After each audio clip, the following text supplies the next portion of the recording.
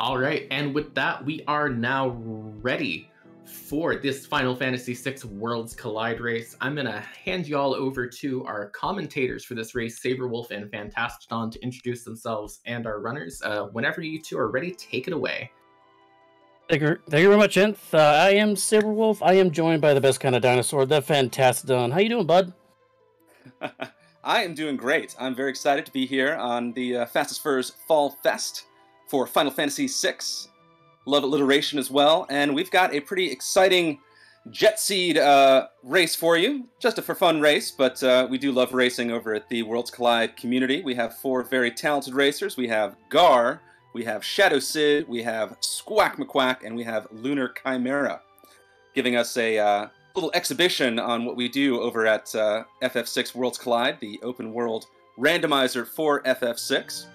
A little background before we get started here. You'll see there are a few objectives on your screen. The main objective, the way to beat the game, is of course to defeat the perfidious Kefka. The way to do that is to collect 6 characters and 9 espers.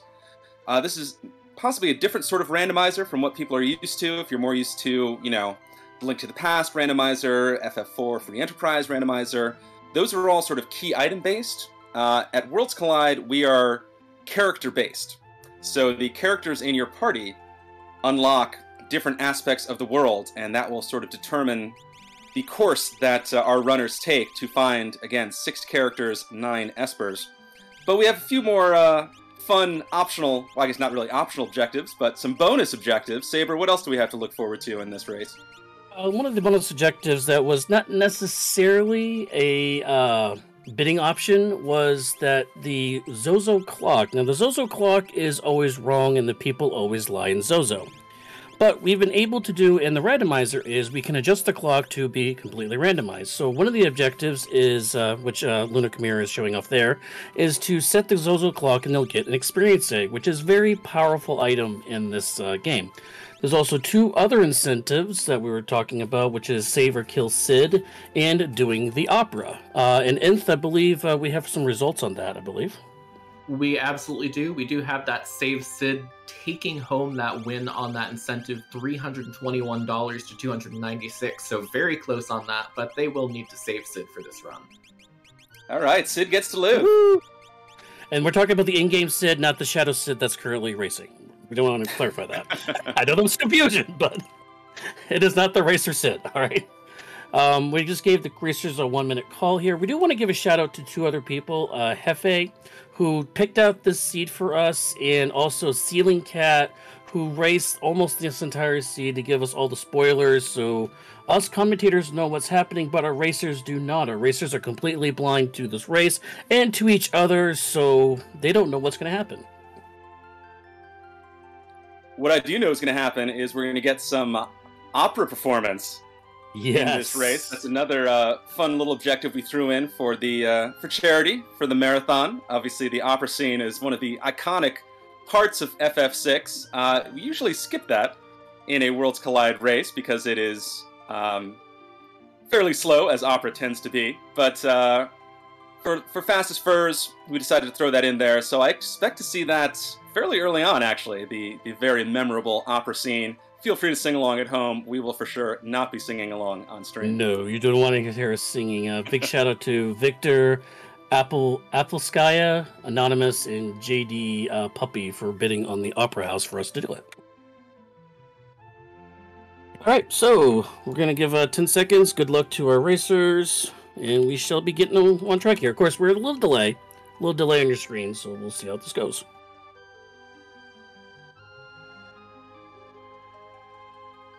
And again, the big thing that we're looking at as we start this seed is what characters we're going to be playing with. Because again, the characters that you find determine what parts of the world open up in Worlds Collide, and will sort of determine the course that our runners take as we are off in this FF6 Worlds Collide charity race. We have Sabin the Musk Man, Mog the Moogle, and Terra the Best Girl. So pretty nice setup to start. Yeah, very good start there. And I will say that Sabin does have Dance, Mog has Shadow Tech, Natural Magic, and Terra has Blitz. Well, that is pretty hype. That can be a lot of power early on, but the first thing we're going to see, it looks like, is a synced opera performance as Lunar Chimera, Gar, and Shadow Sid are all stepping onto center stage to give us a beautiful rendition. And perhaps we should be a little quiet here as we enjoy this bittersweet opera. Yep, turn it up.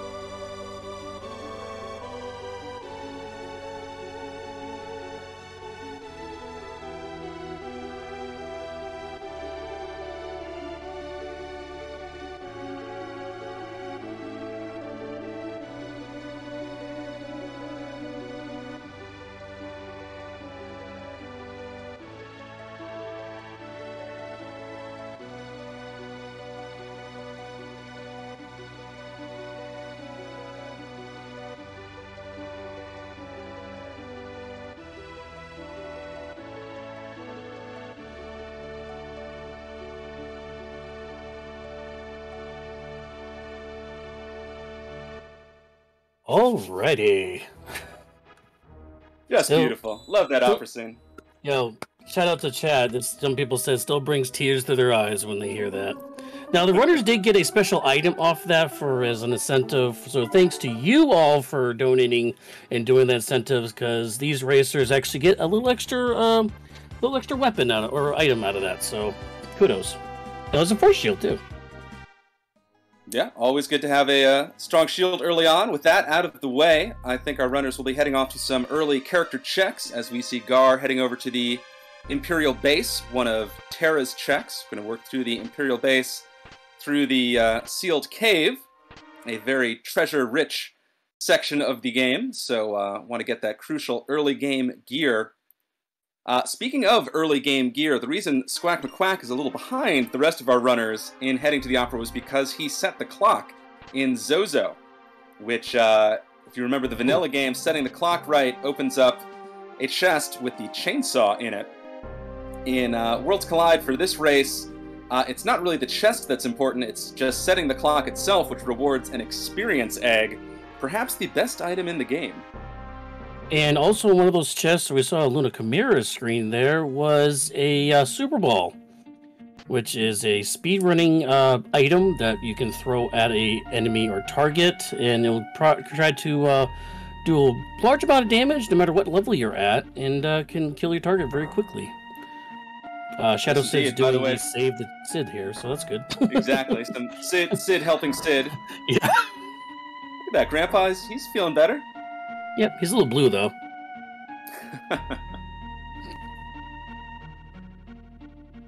Gotta find those fast fish.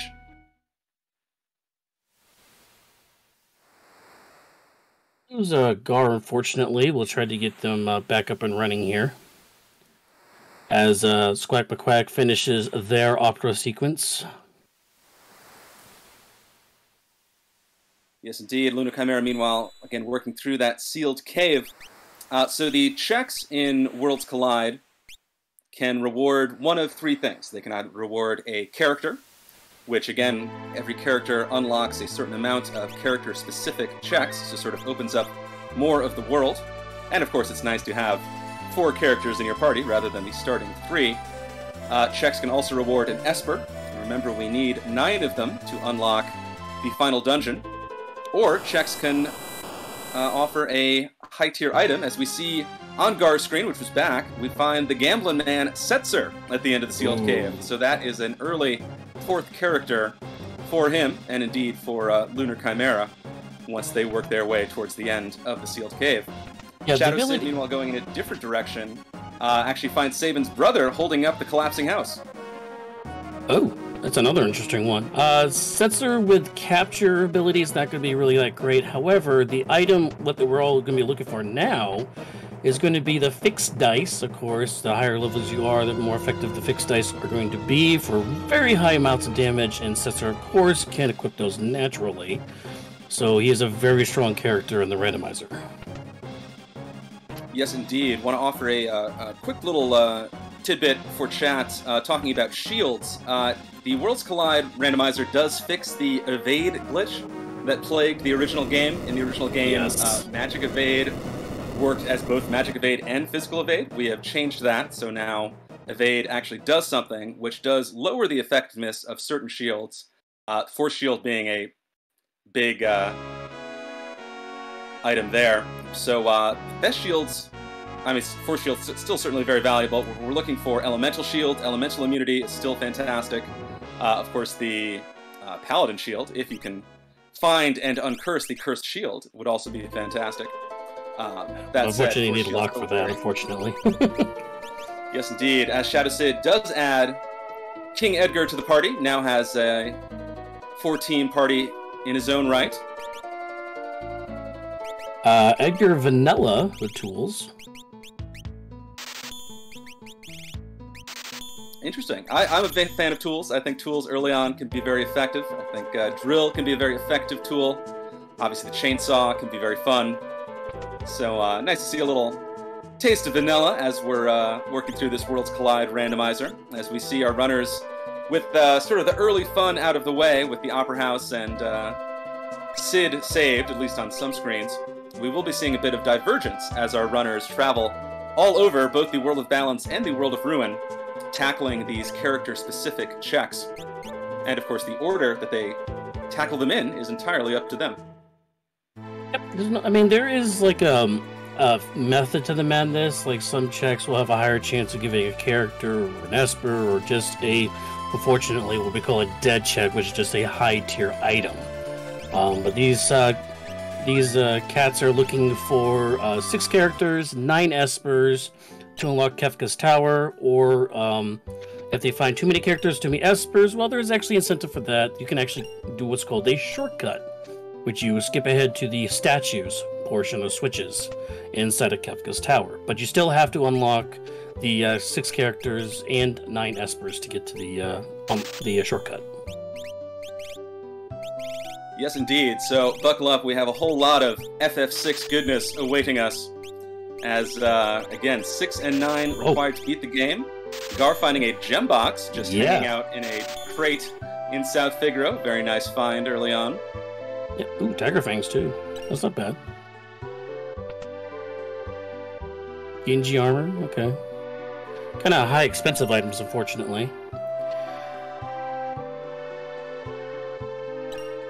Luna Chimera is actually working on the Experience Egg clock setting now. They're getting clues. Now, each of these thieves that are coming through the room right now are lying. They are telling you the wrong information.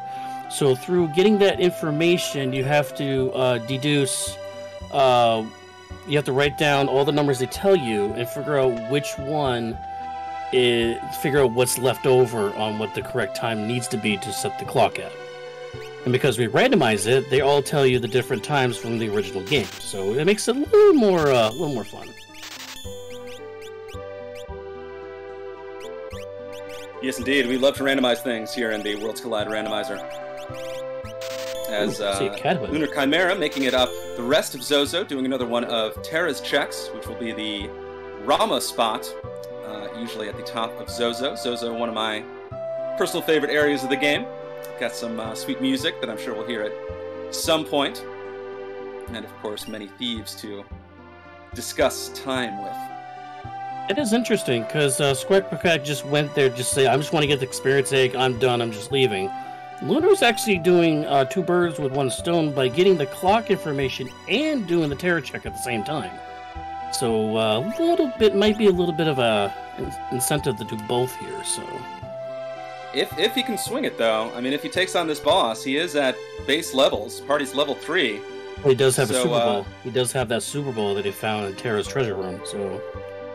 Well, that would be very useful. Very useful. Well, let's see what the boss is, though. It depends on the boss, too. Chat calling out a Ragnarok sword spotted in South Figaro basement. That is a huge find. Ragnarok, the penultimate sword in the game.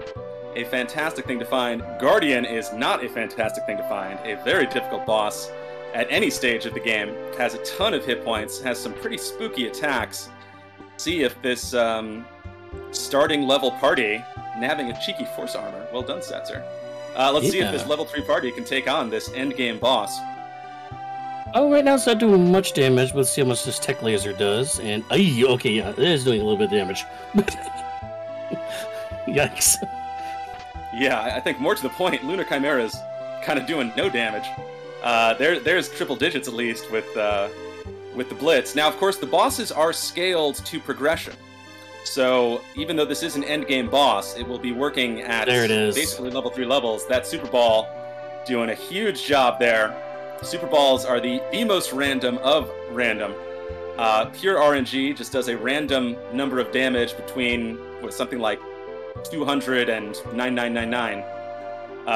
Got a good roll there, and that is a boss down for Lunar Chimera. So we will get to reap the rewards. Flame Shield. And a Flame Shield. Yeah, these shields, I know Chad was talking about... And a Yeti! Yeti sitting on Ramu's throne there.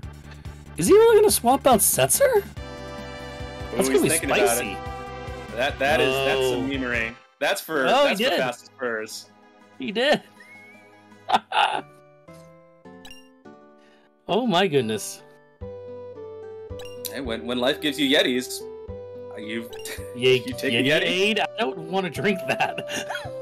Let's just end that train of thought. But yeah, like I was saying about shields, I know people were saying like, oh, Aegis shield and like that. Technically, in the randomizer, you want to have the elemental shields. The elemental shields are the stronger shields in the game to have. I mean, the elemental defense is just so valuable in FF6. Being able to negate or absorb an element really, really ups your defense. Of course, the elemental shields also teach magic. They teach the second tier magic spell of their respective element. Oh, and we have look at Kefka. We've got a furry Kefka. Yep. Part of the randomizer is you can randomize the sprites and some of the colors scheme like that. So in this special for Fastest FursFall Festival, we changed Kefka into Calgar from Final Fantasy V. Make him furry. Yeah, get that big bad wolf. Chat asking about the Zozo clock. The chest was empty, but that's because all chests are randomized, including the ones that are empty in the vanilla game. But the real reward of the Zozo clock is the experience egg that is automatically rewarded when you set the correct time. And of course, the experience egg doubles the experience of whoever has it equipped, is a huge force multiplier. It's a common saying in the Worlds Collide community that eggs win races. So luckily, all of our runners know where an egg is. Be interesting to see if all of our runners go for that egg as we get a sighting of Snail Bay on Lunar Chimera's screen. Presenter is one of the monsters in a box, which are also randomized in Worlds Collide. Presenter doesn't really give you anything super exciting, but he is the cutest snail in the game, so we like seeing Presenter regardless. I want to give a shout out to the Alter Maven. Minerva, yeah, well actually for the randomizer, anybody can wear the Minerva. It's not just female armor.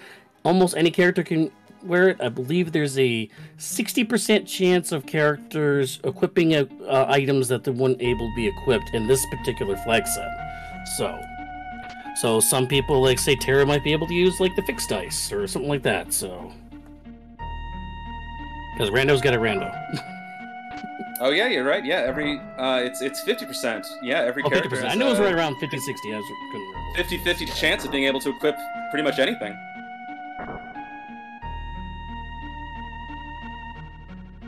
Do we have time for a couple quick donations? Sure. Right. Yeah, absolutely. Hop in. Absolutely. We have over $200 in donations to read at the moment, by which I mean we have two. We have $122 from JD Puppy with a comment of, here's the matching donation that I promised, and then a little sum on top because I was feeling nice. Very, very appreciated there. And $30 from Moonblaze Wolf with, I'm pretty sure I got struck by lightning 3 times during my journey across the Thunder Plains in Final Fantasy X.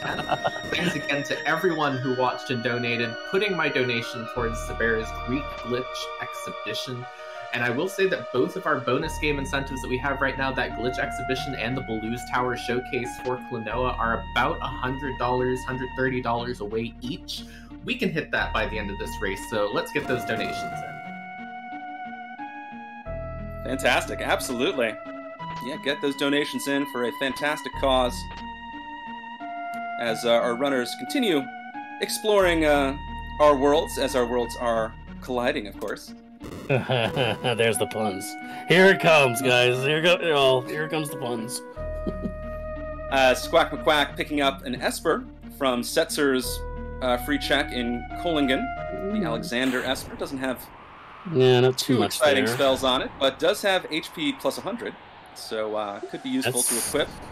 Yeah, that gives you a little more defense, because when you get to Kefka's Tower, you're going to be a little bit lower on health. You're going to be around 2,000-ish HP, so anything that raises your HP up early on in the game to give you a little more of defensive stat to get through that quadruple boss fight that it is at the end of this game, that's always very helpful. Absolutely. It still is a ways away as we see another wolf on screen, as Gar is heading into the Narsh storeroom to trigger the lone wolf check.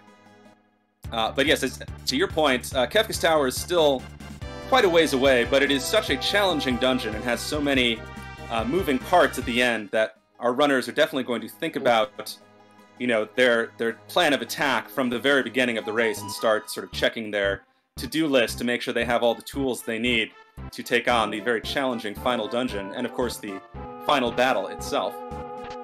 Gar and Luna Chimera both finding Excaliburs in the Elixir Clock in Narsh.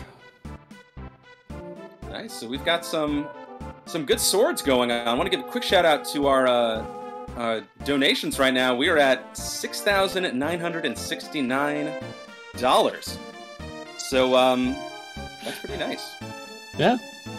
Thank you for your generosity, all the viewers here at Fastest FursFall Fest 2022.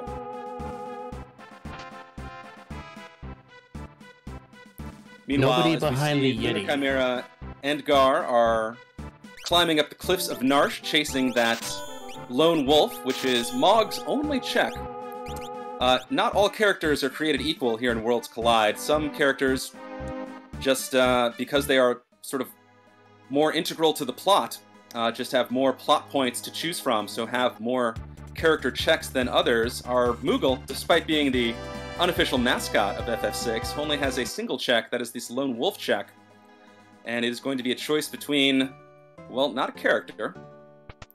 This soldier sprite could be an Esper. Anytime you see a sprite that is not a character, it could be an Esper or a high-tier item.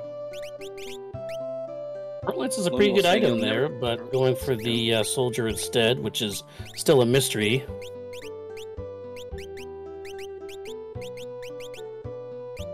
Oh, oof. Another force shield. That is what we call a dead check. Force shields are nice, but it is not progression. So not exactly what our characters are looking for, but it does look like both Lunar Chimera and Gar will be taking on the Kefka and Narsh battle, which is one of the fun centerpieces of the vanilla game. And one thing about this Moogle check is because what this check is they're about to do, which is called Kefka at Narsh, is an open world check. It's there for any time that you want to come up here, try to do this check.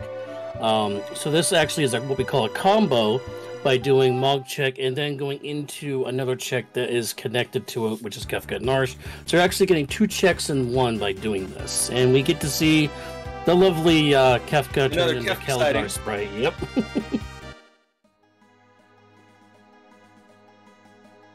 And we will see both of our runners very skillfully weave their way between these waves of soldiers. Let's see if we pull off the oh-so-impressive soldier skip Lunar Chimera does. Woo! Gar does as well. These are, of course, very top-tier runners, and they are rewarded with a fight against Funbaba. Yep. A little bit of background. So Lunar Chimera's been around for a very, very long time for this Worlds Collide. Sid as well. They're kind of our background tester like that. Gar is just won the Moogle's first tournament a couple weeks ago, so they are the current champion in our community. And Squack McQuack was our record holder for our Ultras League, which is our standard seed set. So all 4 runners are very talented in our community. So you're getting a very good show today. Yes, indeed. As half of our runners are taking on Funbaba, Enth, did we hit a milestone just now? Yes, we sure did. We have just hit $7,000 for the week so far on Saturday afternoon, nonetheless. This is a great total so far. We have 2 donations to read real quick. We have $39 from Oasis, which brought us to, of course, the nice dollar total with the comment of let's make this even more nice. And then $31 from Rubicante with brought the hype for 5K during my hosting block last night, bringing the snipe for the 7K. Donation going to name Poshel Bork. Remember, all those Chrono Cross name incentives are open, all those bid wars, so make sure you're getting these donations, and let's see if we can't get to 7,500 before the end of my shift here. And go ahead and make sure we get some of these. Make sure we get some of these names out there, because our runners do have rename cards. So if you do some donations, we'll try to get the names to our runners, and we'll try to change some of the names of their characters to some of our donos. So let us know. Yeah, I would love to see that as well. Meanwhile, back to the game, got another new character spotting. Squack McQuack finding Shadow, the shady ninja hanging out on the throne of Figaro Castle. That would be, of course, one of King Edgar's checks.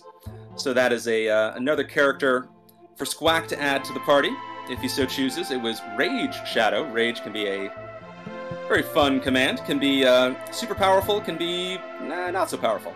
All depends on what rages you have available.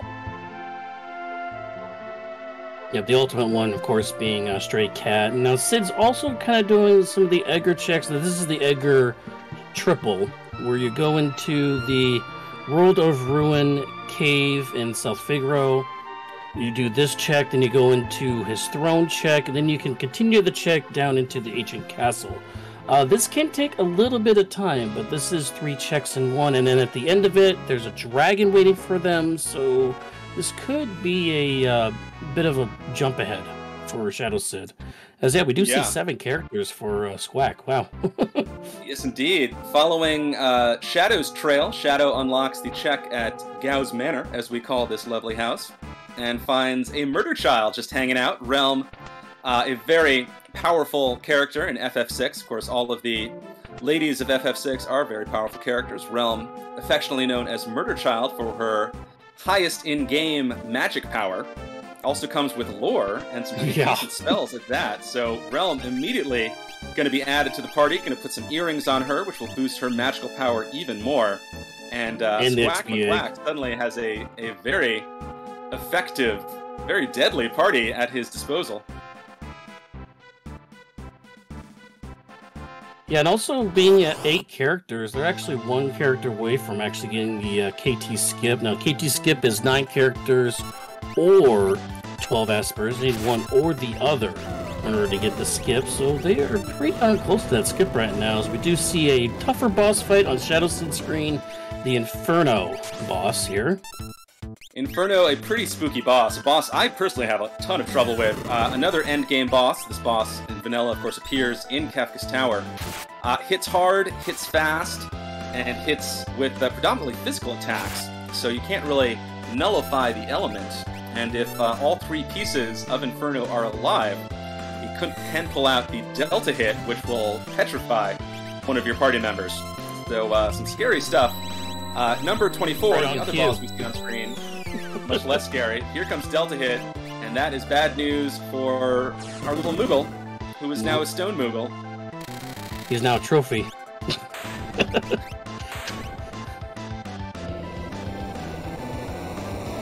Oh, gets the fight anyways. All right, well that is Inferno down, so that is a sigh of relief for Shadow Sid. Does have a Moogle rock to drag around, but hopefully he has the soft items to deal with that. Number 24, not as scary, so dealt with pretty handily by Gar and Lunar Chimera.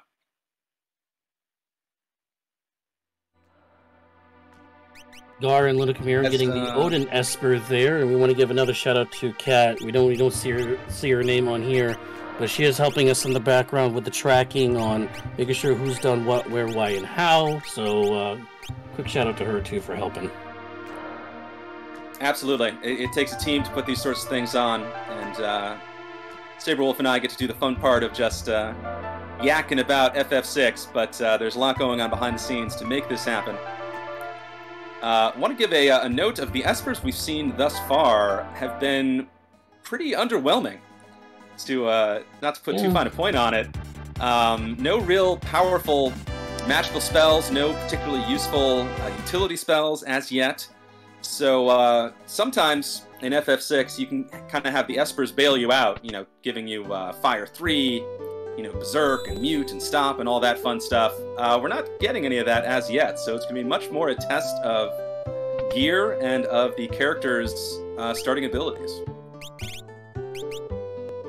We do have like Esper's use in like what they do when you cast the Esper. I mean, we do have an Odin and a Raiden which kind of do the same things of an auto kill, which will be helpful later on. But you're right, like we haven't seen any like the big spells of Cure 3, Life 3, you know, any of the Elemental 3s. Like we haven't really seen those yet. So yeah, equipment definitely is going to be a key here. We do have the Ragnarok. We did find the what was the other sword we found there? Oh, that was a reset? Gar finding a spicy chicken flying through the sky, immediately resetting. That would be Poltergeist, one of the 3 statue bosses, one of the 3 final bosses in the game. Says, I'm not ready to tangle with that just yet. Does a quick reset. Yeah, that definitely would have been spicy. No kidding. Looks like Luna Chimera is going to do the camp check here. Gar's going to go into the Setzer's tomb check. And there's some itemizations going on for Shadow Sid and Squack the Quack. Do we have any donations? Kind of a bit of a lull here. We don't have any to read at the moment, but I'd like to just take a quick time to note that, you know, beyond donating, Team Fastest Furs wants you to know that all revenue from Twitch subscriptions and tiered bits received during this weekend's event will also be donated to Trans Lifeline. So if you you know, have a spare subscription, say Prime subscription or something like that, to throw around, please consider subscribing now to get our Fastest Furs emotes featuring the always adorable PB the Cheetah. And don't forget to check to see if you have that free Twitch Prime Gaming sub, as I mentioned, available too, and see if we can't get a bit more money to Trans Lifeline with that. Nice. I did buy the t-shirts too, like one of the t-shirts that were available this weekend. Those were really cool. I'm not gonna lie. Those t-shirts are pretty sweet. Love the design. Yeah. Quick shout out, Shadow Sid heading underground to the ancient castle, finding some fixed dice, which quite a few party members can use. Fixed dice, one of the most powerful weapons in the game. Oh, sniper too. One of a select subset of weapons that don't use the standard weapon damage formula. Fixed dice are one of them. Valiant Knife is one of them. Atma Weapon is one of them. And all of these weapons are extremely powerful, given the right circumstances. So that is a very useful find for Shadow Sid. Gonna stick those dice on a character, and you know, fingers crossed to find the Offering Relic, and then he can really go to town. Are finding Gogo asleep inside the crypt here. Is going to have to go through the Infrared and Shiva fight.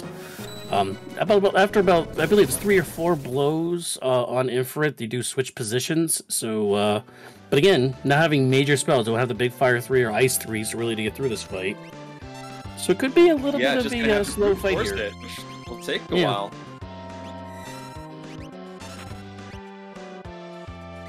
Fortunately, does have some pretty solid defense with all those great shields we've been seeing the players find. So in no danger of dying outright. But again, this is a race. You know, our 4 runners are trying to be the first to finish, the fastest in this Fastest Furs marathon. So anytime you're kind of banging your head against the wall in a fight like this, where you really need magic damage and really don't have it, is not a great place to be. Yeah, and I was watching Squack McQuack's screen. He's kind of being a victim of spoils here, having all these characters to choose from, and was just sitting on the character select screen on Kefka Narsh check, and just like, oh yeah, which character do I use? You know, it's like... the seed is very generous. This is a randomizer.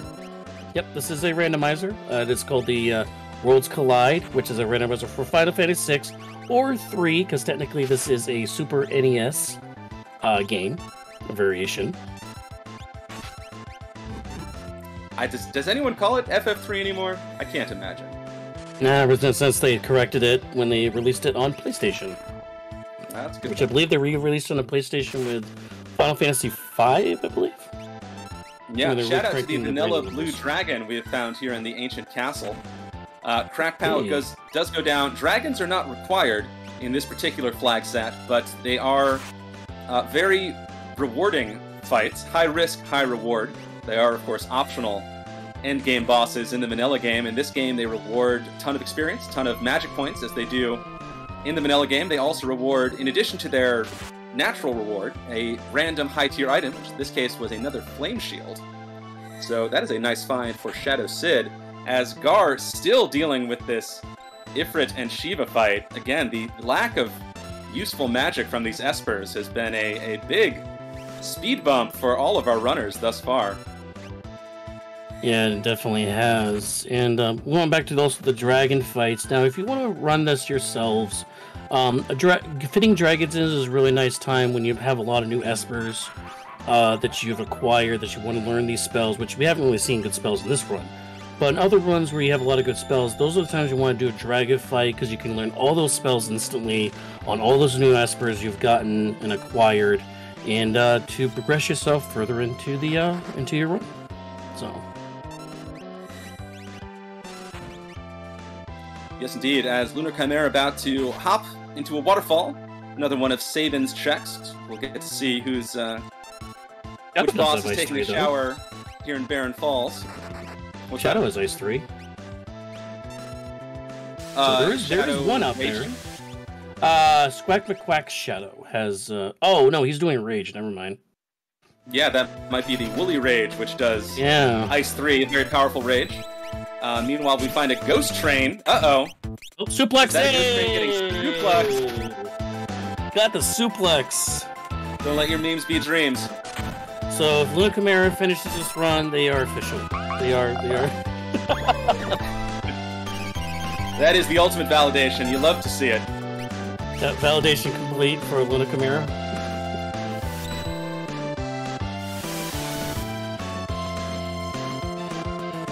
Of course, now doing the actual powerful blitz, the Aura Bolt, which will do pearl damage against this undead train.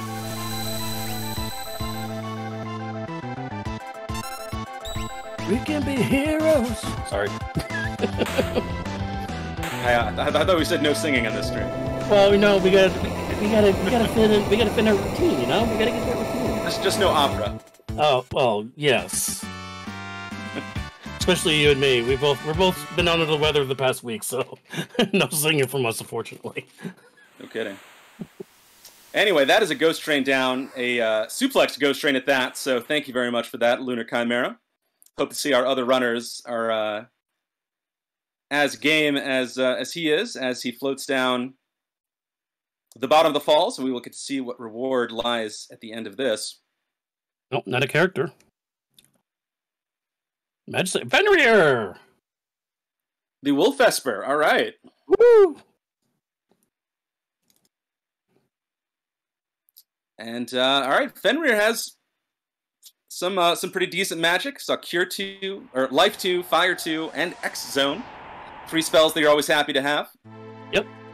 Yeah, fortunately, it looks like level 2 met spells, offensive spells, looks like the best we're going to get. So hopefully we can find an Ice Shield or maybe even a Thunder Shield that we can learn some of the other magics.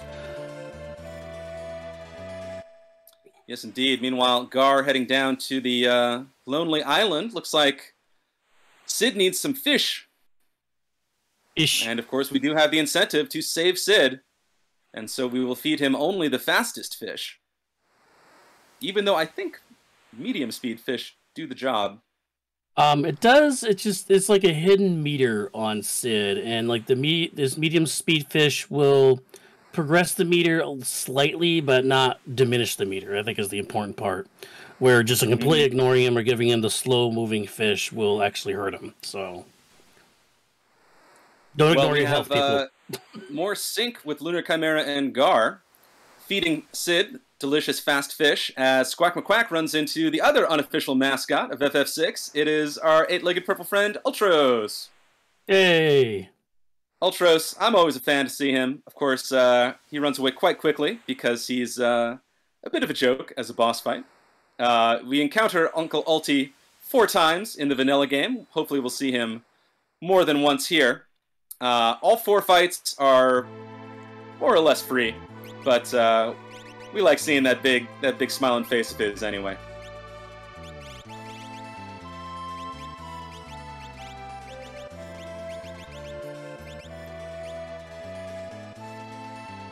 Taking a quick look at the objectives thus far, our runners are all pretty close. It looks like Gar and Lunar Chimera have 5 characters, 5 espers. Again, the goal is 6 and 9, respectively. Well, Gar and Luna Chimera have been holding hands this whole entire run. I mean, you don't really see that often, but yeah. in lockstep, practically. Yeah. But yeah, Meanwhile, Shadow Sid at 7 and 4, and Squawk McQuack at 8 and 4. So no one really out to an early lead here.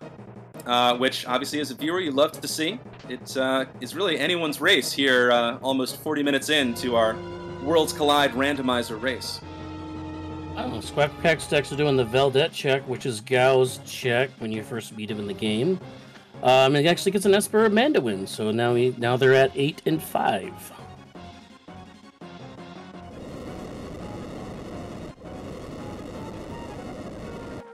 All right, as Shadow Sid working their way up the cliffs of Narsh will be taking on, I believe this is number 24. And Squawk pulling out some rename cards.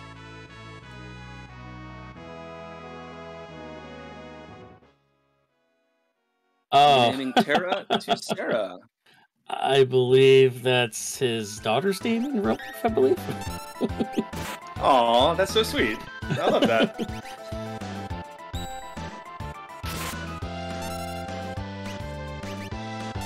Oh no, he's doing the donos. Okay, he's doing the dono shoutouts. Well, that's very thoughtful as well. Of course, one of the donos was one of our runners, Gar. So,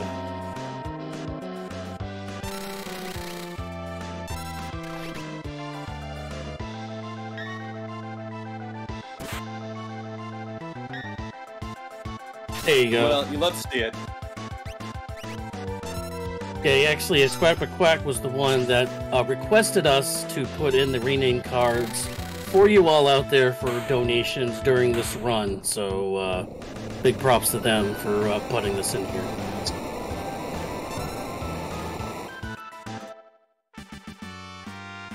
Absolutely, love to get a little fun customization. As Squack McQuack taking on Poltergeist. Of course, it was Gar who saw the spicy chicken and immediately reset. Squack is going to try his luck. Does have the Woolly Rage, which does Ice 3. Common misconception. People think Poltergeist, the fire statue, is weak to ice. Is actually not. But Ice 3 will still do a lot of work, as will the Quasar spell in the hands of Realm, aka Anan. Mm-hmm. She's underage. She needs to be anonymous. Off to a pretty good start in this very scary statue fight.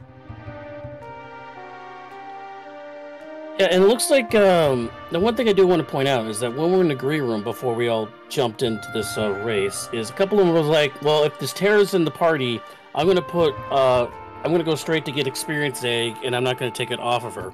Well, also Tara happens to have Blitz. Now, one of the things about Blitz is you need to get to level 42 in order to get Bum Rush, which is the most powerful Blitz ability that you can get in the game. So that whole entire thought process worked pretty well for them. Because it looks like Squack Quack is going to put the experience egg on Terra, is going to rush to try to get to level 42, at least as close to 42 as possible, in order to get that Bum Rush ability, to learn that later on. Yes, indeed, that will be huge as the spicy chicken goes down on Squack McCrack's screen. So that is a statue boss down, a very scary boss handled very well, must be said, by Squack. And we'll get to see what falls off of this statue. It is a piece of Magicite, so that is another Esper. Also got an Aura Lance off that, which is a great item for stats on Edgar as well. Meanwhile, Gar running into another one of those bosses that you really want magic for. Tritok is all but immune to everything except fire. And Gar just really doesn't have a whole lot of magic to use. Fortunately, it does have a few attacks that ignore defense, Drill being one of them. Oh, we do so have... He can drill baby drill his way to victory, but it will take a while. Yeah, we do have, interesting, Frozen with a death timer, that's great, on Edgar there. But we should have Fire Dance by now, I believe, which would cause fire damage. Wow, okay, so Tritouch, not messing around, freezing 3 of the 4 characters. That's extremely rude. I think at this point, I would actually think about breaking a fire shield at this point. It is an option. Another benefit of the fire shields, of the all-elemental shields, is they can be broken like a rod to cast a defense-ignoring max damage tier 3 elemental spell, as Lunar Chimera taking on their Poltergeist battle, with the Yeti, of course, tossing teammates at the boss. Shout out to the Fenrir summon. Yeah, unfortunately, Fenrir does not block non-physical attacks. And missiles is actually a magical attack. Why these statue bosses are no joke. Squack McQuack has a chance to be a hero with this Ghost Train battle. Oh, come on. No, you don't. Oh, come on. You gotta do suplex. I mean, you don't have to. It's, You have to. It's for the fans. You gotta do it for the fans and the memes. That's true. And didn't do it. For charity. Skak Quack, sadly, run invalidated. Appreciate you coming out, but shut down the stream. Thank you very much. Meanwhile, Lunar Chimera is still dealing with this spicy chicken in the sky. Again, a very difficult battle. Gar, meanwhile, is just, much like that Ifrit and Shiva fight earlier, just doesn't really have the tools, no pun intended, as Edgar pulls out the tools, the tools to take care of this Tritalk fight. So this is going to be another slow one. Yeah, Gar kind of being the victim of bad bosses and not having the tools to get through them.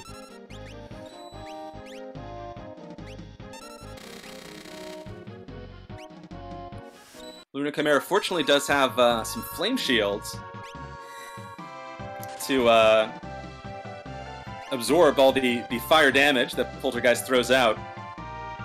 But he's not getting this done particularly quickly. Doesn't really have the firepower that Squack's party has. Though, of course, Lunar Chimera does have the Yeti and gets bonus points for that. Yeah, that's true. Looks like Squack Quack's going to do the South Figure World of Ruin Edgar check, which we know from Shadow Sid doing it. That was Inferno at the tentacle spot. Inferno with Ramu. So this will be Esper number 8 for them.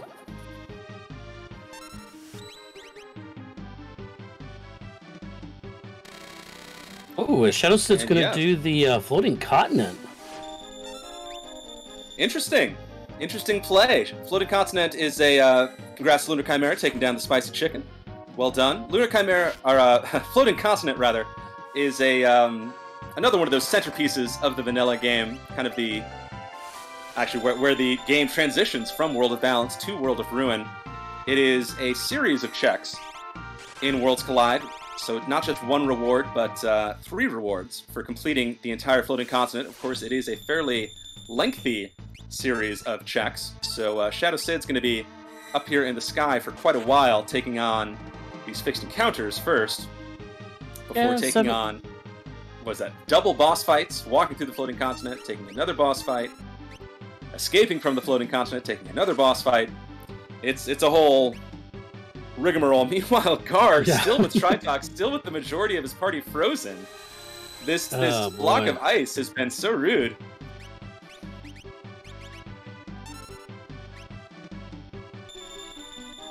Trying to keep the partner members up to get some sort of experience to continue the run here. Now, one thing about the flags on this is actually set to the enemies are at the party's average in levels.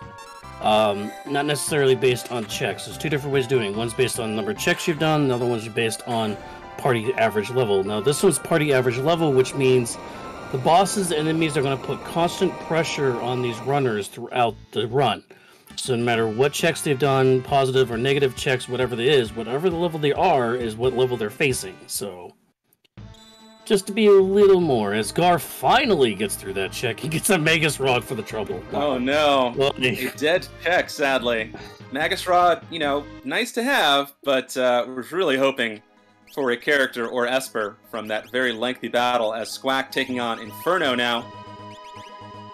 Of course, as we have seen, Squack has quite a bit more offense, particularly magical offense, as well as Terra swinging that Ragnarok sword, which gets the flare proc off. This is going to do big numbers. Yes, found Ice 3 on one of those recent Espers, so that is another huge find. As Shadow Sid taking down the first boss of this initial section of the Floating Continent, it was Vargas and the Pooh Bears, falls through the sky, luckily gets a mid-air health refill, and takes on a pseudo-vanilla Atmo weapon. Oh, not French vanilla Atmo weapon, okay. Yeah. And now it is Gar's chance to be Chat's hero. Come on. They're waiting, here we go. It's Blitz selected. Yeah! There it is. There's the People's Champ, getting it done. And the Moogles champ, too. And the Moogles, that is very true.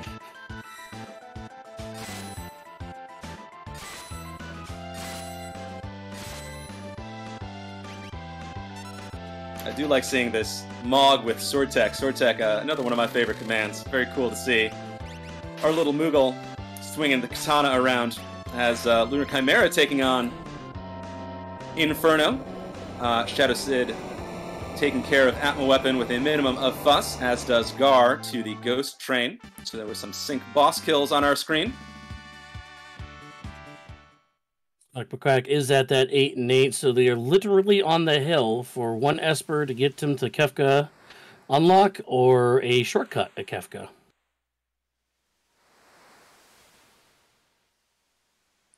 And looks like Squack is going to take a ride down the Serpent's Trench, one of Gao's tracks. That's interesting. Huh. That's an interesting choice. Yeah, I guess deciding that's the quickest one he has available, or perhaps just hoping for the experience from these fixed encounters that he's about to take on as he rides down the Serpent's Trench, getting a nice showcase of the Mode 7 graphics of the Super Nintendo Entertainment System. It does not want any part of this fight. Yikes. Back in 1994. Yeah, this is a skipper of a fight. Yeah, those are in-game fights there. As Shadow Sid making their way through the very lengthy floating continent. Did find an Esper at the beginning, so very happy to see that. Gar working his way up the towers of Zozo. Let's see them talking to the thieves, though. I don't think they're doing the experience egg, are they? No, just going straight for the Terra check at the top of the tower. Okay. I mean, at this stage, the egg's kind of not helpful. I mean, the egg's really helpful in the early game, so not too helpful at this later stages. That's true. We are not too far away from the 1 hour mark in this race, and after an hour is when things start to get interesting. Really, pro runners can finish a Worlds Collide seed, depending on the flag set, of course, in about an hour 25, hour 30. So we are, particularly for Squack McQuack and a few of our runners here, we are closing in on the end game. Though there's still, of course, plenty of FF6 yet to go. We are not even at Kefka's Tower yet, which is a whole chapter of the game in its own right.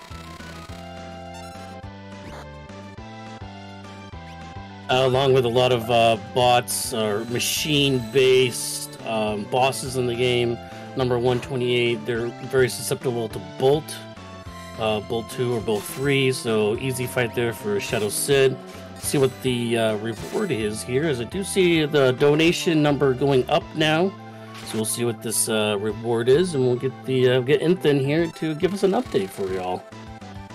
And that is an ice shield. Okay, well, man. Anyway, Entheo. Well, I have 2 donations for y'all at the moment, both of them anonymous. We have $25 with a comment of loving the Worlds Collide randomizer race, let's go fast, and suplex some trains, Kupo. And we also have $5 with Go Shadow Sid Go, proud of you for participating in this amazing charity race, love you forever and always. Thank you for both of those donations. It is very much appreciated, going towards a great cause, and keep them coming. Let's see if we can't get some of those incentives met by the end of this run. Absolutely.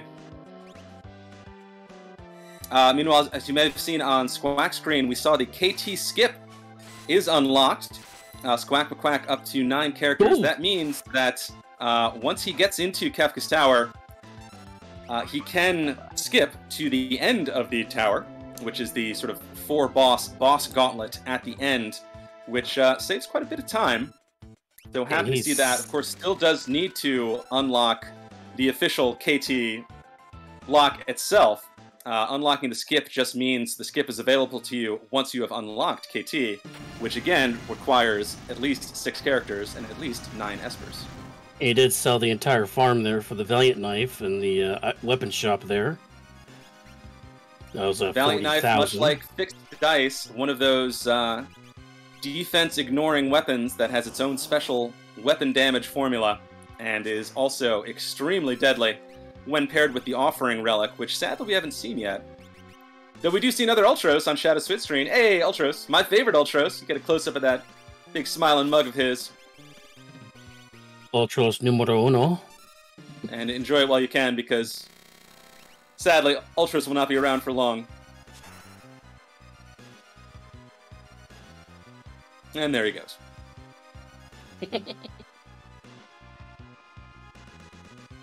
So right now we have Sid here, but we're going to see what their reward is. At the end of this long floating continent, it is another Esper. So 7-8 for Shadow Sid, 1 Esper away. And has anyone checked the Zen Thief for a possible? No. I believe that is what Squack's doing right now. Yeah. Hoping to throw money at the problem and just purchase a 9th Esper. Yeah, might not solve all the problems, but in Worlds Collide, there is a couple places, which is the Zen Thief, which is where Squack McQuack is, and also, of course, the Auction House, where sometimes there may be 1 or 2 Espers located there that you can purchase from the auctioneer. Now, of course, those are random, so there's a chance you might get a random other item, and there is the offering for Squack McQuack as well, right on cue. Wow, that is a huge find. Yeah, Squack about to sell the farm to purchase the offering, which, as you may know, turns fight into X-Fight, meaning you attack 4 times at half strength, unless you're using some of those weapons I mentioned earlier that will actually attack at full strength 4 times, which is why the fixed dice offering combo is such a classic. Also works great with the Valiant Knife, also works great with Atma Weapon, a few others. So that is a huge find and a huge power increase going into the end game. Gar going into the random side town in World of Bounce. I always forget the name of that town. But finding the Ragnarok just hiding in the Miranda. Finding the Ragnarok in the box there. So that was a nice random find. As we see, oh no, an injured Strago on the ground for Shadow Sid here. As we get the best doggo in Final Fantasy, Interceptor. Yes, indeed. And we'll see who Shadow Sid is to take on. It is Dullahan, a skeleton riding a chariot pulled by flaming skeleton horses that, believe it or not, is not an undead boss. Nope, they are a spirit boss, actually. Yeah. Yes, and all the doggos deserve pats, definitely. Very true, very true. So Squack McQuack has a Gauntlet Ragnarok wielding Terra, a Valiant Knife Shadow is Goddess. Oh my Goddess, it's Goddess. Yeah, it is. Goddess, another statue boss, perhaps the most difficult of the statue bosses. Can sling a ton of spells at you. Has very high magical defense.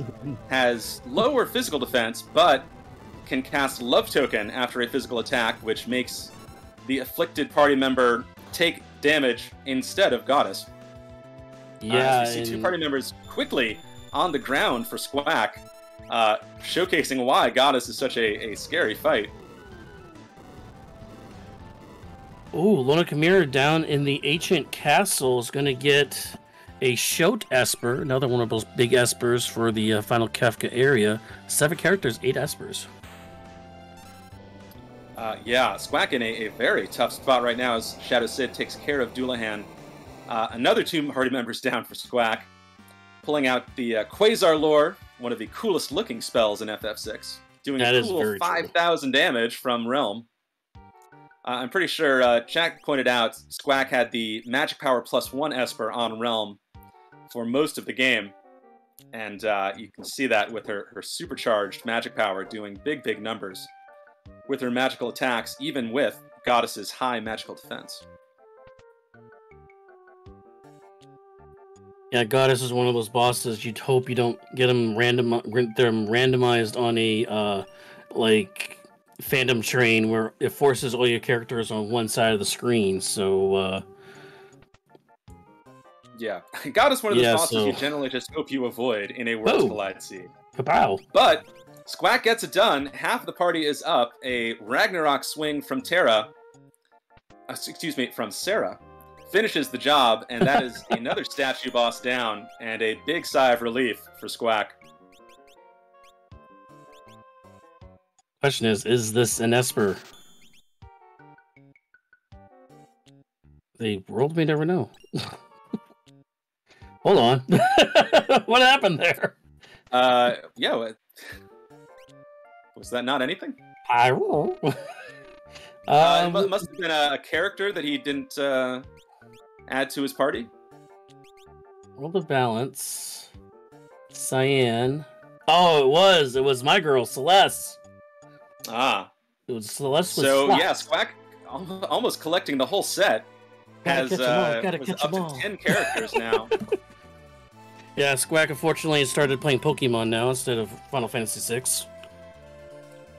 Which I can't wait. Coming out next week, by the way. That's true.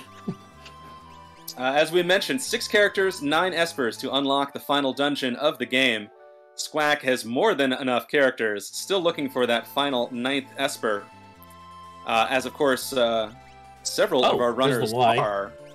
Lunar Chimera is now at 7 and 8. Shadow Sid is also sitting at 8, I believe. Yep, and unfortunately they're going to find Go-Go at the bottom of this crypt, so that's not going to be an Esper here.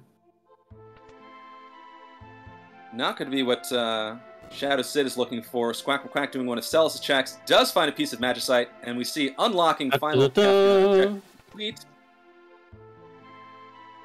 So Squack is good to go, does have enough characters to do the KT skip, as we call it, so will not be landing at the beginning of Kefka's Tower. We'll actually be taking a shortcut straight to the statue spots at the end, and is, I think, pretty clearly in the lead here in this Worlds Collide race.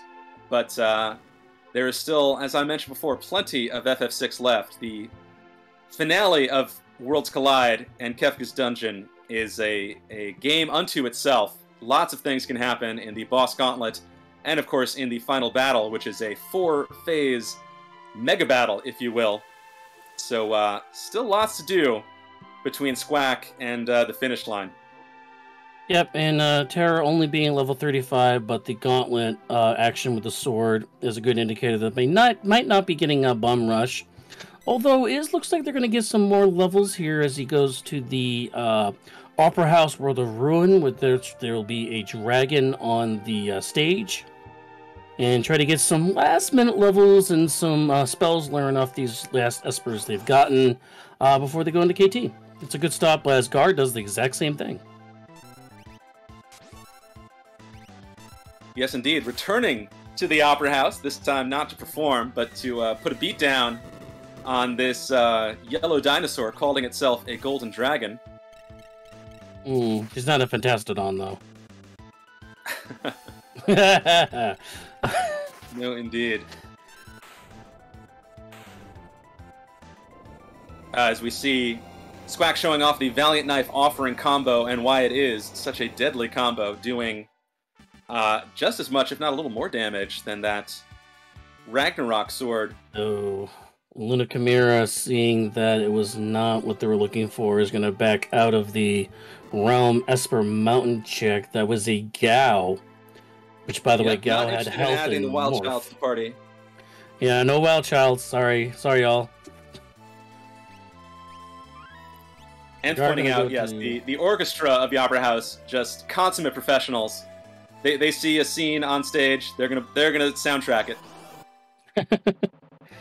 Also, Luna Chimera going to get to another character, unfortunately. This is Strago at the end of this Cave of the Veldt, so no go for them. And Shadows has got the spicy chicken in the sky. Yes, indeed. Another sighting of Poltergeist. Always a tricky boss fight.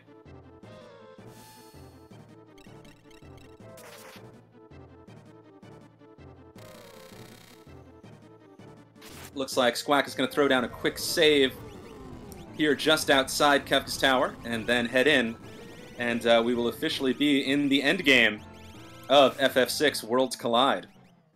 But he's not validated because he didn't suplex the train, though. Just saying.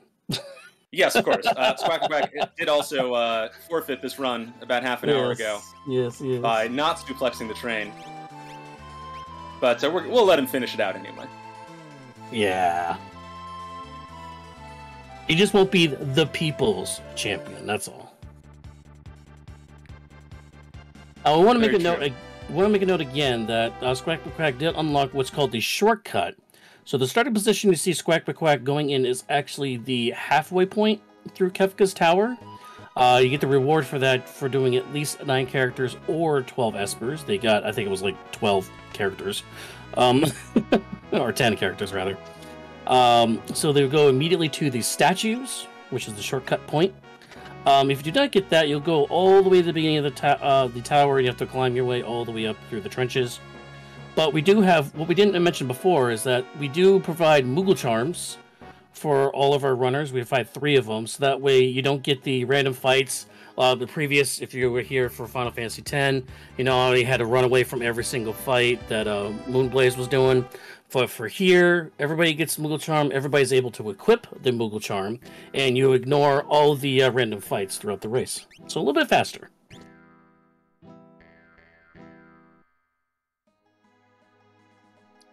Just a little bit faster. As Squack Quack taking on the first boss of this boss gauntlet, it is Flame Eater. Flame Eater, unsurprisingly, casts a whole lot of fire, unsurprisingly weak to ice, so unsurprisingly will take a whole lot of damage from the Ice 3 magic that we know Squack has.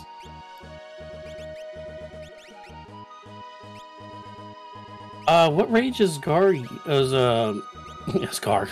What rage is Squack Quack using on the Gar impersonator that is Shadow there to do the Valiant Knife attacks here? I didn't see what he chose. I would imagine he chose the Woolly Rage that does Ice 3, but he could just count on Valiant Knife offering doing the job anyway. Yeah, that is true. Valiant Knife, of course, much like the fixed dice, ignores defense. So you can basically swing it at anything, and eventually it will go down, which is exactly what happens to Flame Eater. Squack Quack pulling out the defense-ignoring Valiant Knife and the defense-ignoring Drill tool to bypass the defense and put an end to that Flame Eater.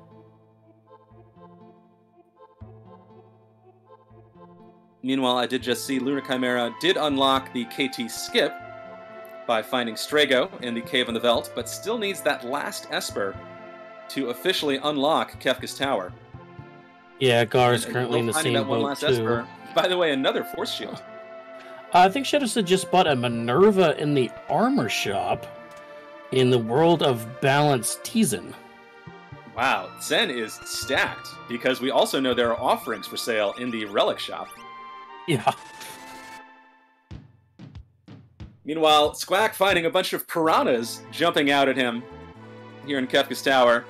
These piranhas award no experience. They are here just to waste your time until the Rhizopause shows up, which I believe is anywhere between 10 and 30-ish seconds in the Worlds Collide randomizer. Of course, back in my day, it was 30 seconds to 90 seconds, and we were fine with that. But these days, we've shortened it a bit to make it a little less painful, just to clean up these endless waves of piranhas.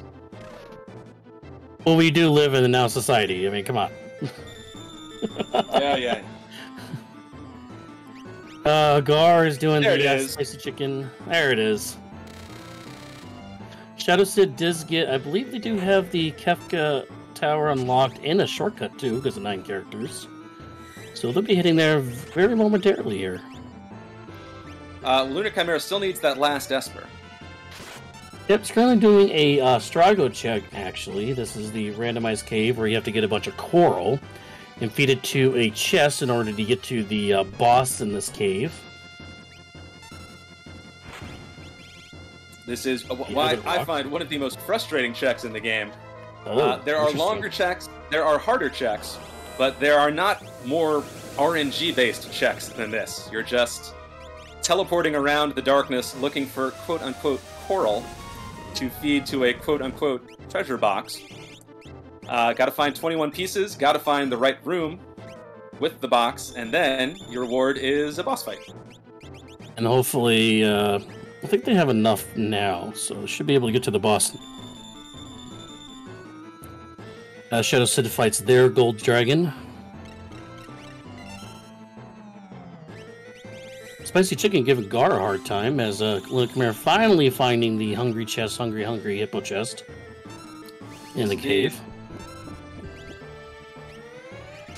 Squack, meanwhile, going to take on another boss in the boss gauntlet. It is Atma, affectionately known as Toilet Atma, because that's where it lives in the vanilla game. Yeah, Atma, this stage is very tough. And why is that? Well, I was going to say, sorry, this stage is going to be tough with the leveling here because Atma can cast any ability in the game, so... Including some very scary ones like, say, Goner or Ultima. Yeah, all of Kefka's spells that they can cast along with... I think they can cast a Delta attack too, and well, of course, when you have Terra, jacked up as she is, because it doesn't matter. Yeah, Squack's party has been very strong for quite a while now, as we see, obviously doing great work there, making short work of the Ultima weapon. Lunar Chimera, good news, bad news. Good news, finds an Illumina sword at the end of its rock. Bad news, does not find that 9th Esper that will unlock KT. So, kind of a bittersweet Illumina there, as Squack continues to work through the boss gauntlet. Just one boss standing between him and the final battle itself. And who will that boss be? Why, it's Senor Behemoth, of course. Bonus points in chat if you can tell us what the SR in SR Behemoth stands for. It is presumably not Senor, but that's what I've always read. Yeah, that's what we call them. And that's a Quasar from Senior Behemoth. That hurts. A little bit. Of course, Senior Behemoth, weak to fire in the early stages, and also becomes weak to Pearl in the zombie stage, or the unskinned stage. I like Speedrun Behemoth. There we go. Someone once suggested Sister Behemoth. Could be a Lady Behemoth. You never know. Yeah, you never know.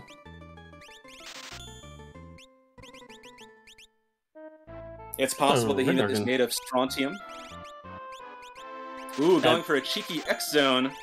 The second phase of Senor is weak to or does not have instant death immunity. Oh, but that's a Doom coming out. That's a reset for Quack. Owie. Ruh-roh. Maybe it's sorry for the reset, Behemoth, because, yeah, Squack has to... Luckily, it's saved right after the previous boss fight, so it doesn't lose too much time. No luck for our other runners here. Gar is actually doing the auction house to try to get their last Esper, to try to bet on it to win. Well, Luna Chimera is actually doing the Ozer's Mansion, which is a realm check, to try to get their 9th Esper.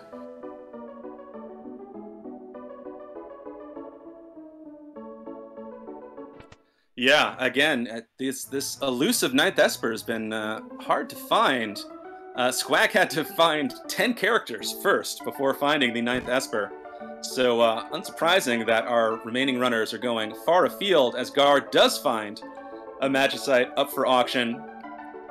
Presumably does have the funds to purchase this Esper, and will be very happy to head in to Kefka's Tower. Satter said heading into Kefka's Tower now is currently 10 minutes and 18 seconds behind Squack.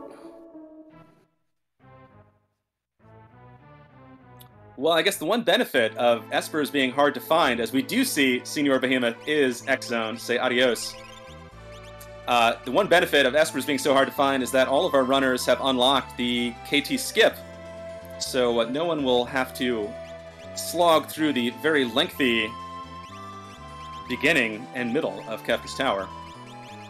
Yeah, everybody with the skip now, I can mention that there was a Magimaster at the Inferno spot, so if you did not get the skip, you would have not been able to advance through the seed.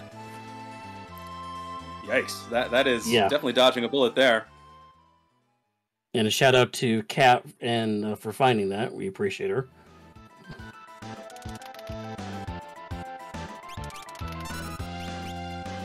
And Enth knows what it was like back in the day. No one at dead flags. Piranhas took a minute to show up.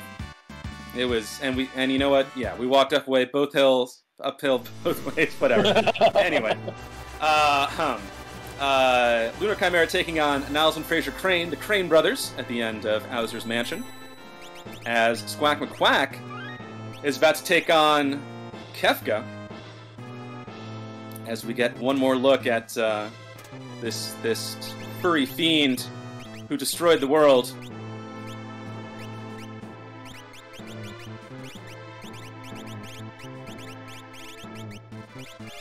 It looks like Crash Bandicoot when he looks sideways, by the way. Kinda does. Squack about to start the final battle, which, as we mentioned before, is a 4-phase battle. So there are quite a few moving parts, quite a lot going on here. Phase 1, what do we have to look at in Phase 1, Saber? So Phase 1, we have 3 spots to fight. We have the head, the fist, which is a short arm, and the longer arm that's closest to us, which we call long arm. Long arm is weak to immediate death, which is X zone. Also can be weak to stoning, which we can find with shout or break. The head is weak against to fire, so we want to take out the head second, because if we leave the head up last, we'll cause a very group AoE attack, which will sometimes wipe the entire party. So the order of operation is long arm, which is closest to us, which is what Shadow's hitting, the head, and then the fist last, which is the short arm. Yes, indeed. Want to call out, all 4 of our runners are now in go mode. All 4 do have a KT skip available, so things are about to tighten up here at the end. Though, must be said, Squack does have a lead here in the final battle already. It does have a very deadly party with Sarah, swinging the Ragnarok sword. Gar, the ninja, is pulling out Odin to try to insta-kill the long arm. My goodness! Yeah, K1 is not messing around for Squack McQuack, unfortunately. Kind of throwing everything at that long arm. Now, long arm has a lot of HP, and if you're not able to instantly kill it, it can really drag out the fight for the rest of the layers, too. Because you lose a lot of magic power, you can lose a lot of resources at this point, and yeah, it can really hurt your run, as finally it goes down. By the way, Gar and Luna Chimera, again, holding hands as they go into Kefka's Tower at the same time. They have been practically in lockstep throughout this seed. And how fitting that they start KT at almost the exact same time.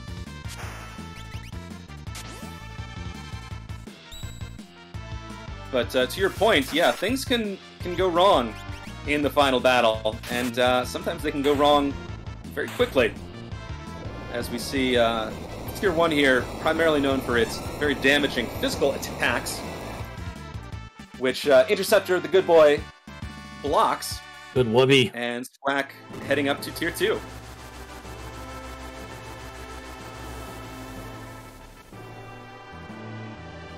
By the way, we will have a chat with our winner of our little marathon event here when they complete this. Yes, indeed. As Squack begins Tier 2, arguably the most complicated of the phases of the final battle. There are 4 enemies here, with the very imaginative names of Magic, Tool, Hit, and Tiger. Wow. Tools can be insta-deathed. Unfortunately, that X-Zone attack missing. Magic can be muted. I don't know if we have the mute spell.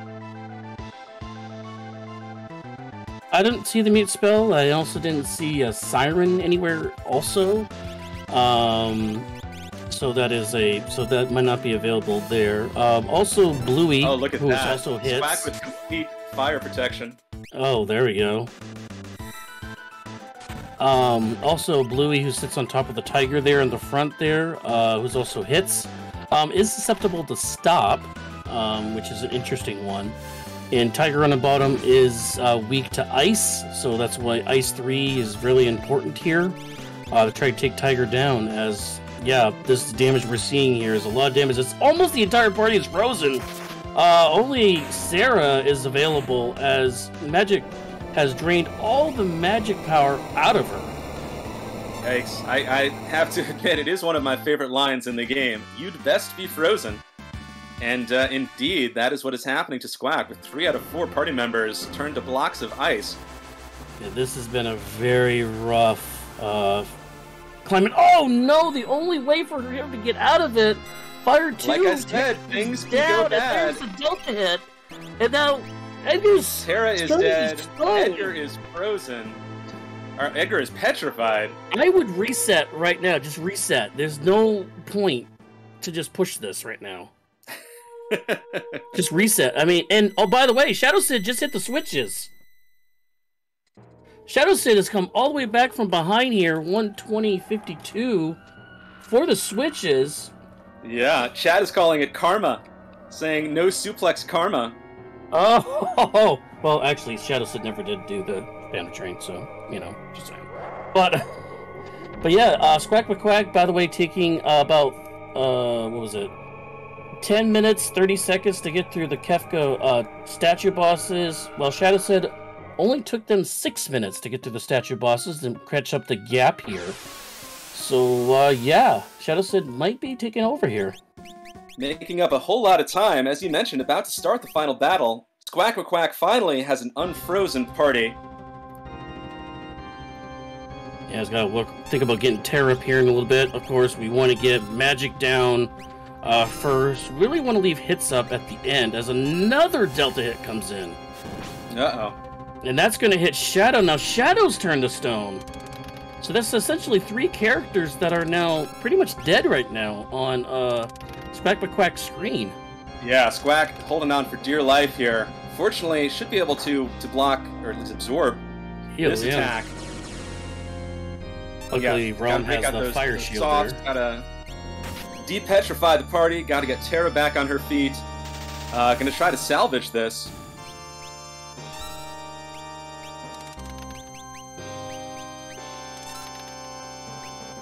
Ouch.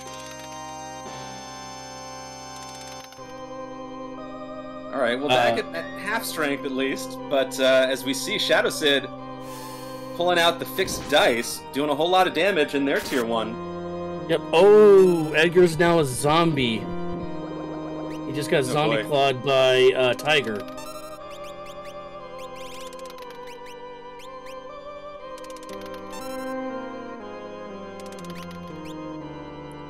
Well, as we see, Squack's realm has a whole lot of magical defense, so it's not going down easy. But that's about all you can say at the moment. Trying to get Terra back on her feet.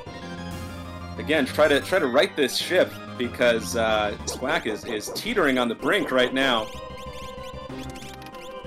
Yeah, luckily, looks like Terra has a Minerva, and as a wall comes up onto Tiger, so now the Ice 3 is not going to be useful to Tiger as another Delta hit comes through. I believe that comes from Machine that does that. So Machine is also still. I think so, yeah. Yeah. Well, I mean, this definitely opens the door for Shadow Sid and for Gar and Lunar Chimera as well. I mean, this tier 2 phase he's hanging on for dear life, but he's also bleeding time. As we see Shadow Sid now ascending to Phase 2, took care of Phase 1 pretty handily, and we will see how much trouble Sid has in this very scary Phase 2 of the final battle. Speaking of ascending, we want to see that donation pool at the bottom, $7,030. We want to see that number keep ascending, because this is a marathon to benefit Trans Lifeline, so we want to keep seeing that number go up too. Good shout out. Very true. But Squack is almost back on his feet. Edgar's still a zombie, or what I guess was re-zombied. But now everyone at the party is alive, is unpetrified, has at least a few hit points. I believe if you're turned to stone and you're a zombie, you just stay the zombie status. It's 2 separate statuses, so... Ah. So yeah, so he had to do it twice. As More protection goes up from magic, as now it looks like Machine has wall on it as well.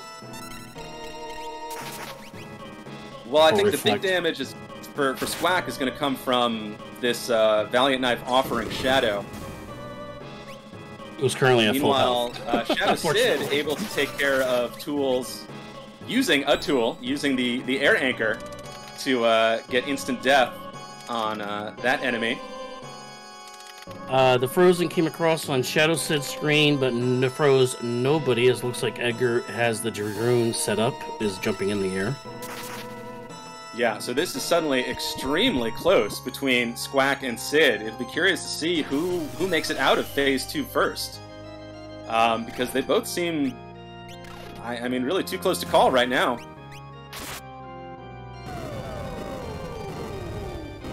Of course, as viewers, it's tricky to tell which enemies are dead or not. But yeah, we'll be looking you gotta love the artwork from the original game. It kind of hides it a little bit, but yeah.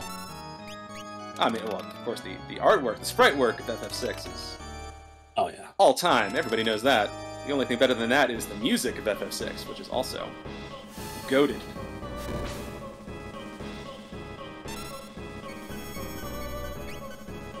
But yeah, as we see, this is why there are certain tools you like to have going into the final battle. A big one of them is the mute spell to mute magic, so it doesn't cast all this magic at you. Unfortunately, our runners don't have that and are dealing with the full brunt of Tier 2. Well, Smack with Quack is definitely focusing on Shadow now, having a lower HP, using the Valiant Knight, because Valiant Knight is better the lower HP you have, percentage-wise, the higher damage you deal. So now focusing on that strength, with Shadow now dealing 5,000 damage per hit. That's a definite dead magic now. As 10 hits comes across, that means Bluey is down for Shadow Sid.